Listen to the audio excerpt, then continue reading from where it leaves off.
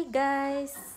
Dahil ako'y mukhang pera at gaya-gaya sa mga content creator ngayon na kumikita at nagkakaroon ng incentive. Kaya ito, gagayahin ko na rin ang kanilang ginagawa. Huwag lang tayo magtambay-tambay sa TikTok. Umpisahan na natin kumita. Halika't ituturo ko rin sa inyo kung saan ko nakita yung kanilang ginagawa. Doon tayo sa Go Live. Halika at samahan nyo ako. Guys, mag-upload lang kayo ng any video nyo, tapos add link kayo. Tapos pili na kayo dito sa live. Ang ginamit ko yung Go Live. Tapos pili kayo dyan sa tatlo. Ang ginamit ko din dyan ay yung My Story. Pero yan nga, pinakita ko lang kung saan. At maa-add na dyan yung Go Live link.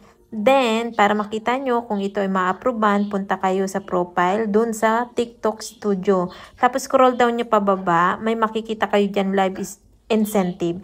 Yung tatlong ito, dun sa my live story kasi dun ako nag-upload, dyan yung makikita yung mga videos nyo kung approve ba to o hindi ni TikTok. Kaya dyan yung makikita, kagaya nitong dalawa kong in-upload, yung isa hindi na-approve, yung isa na-approve.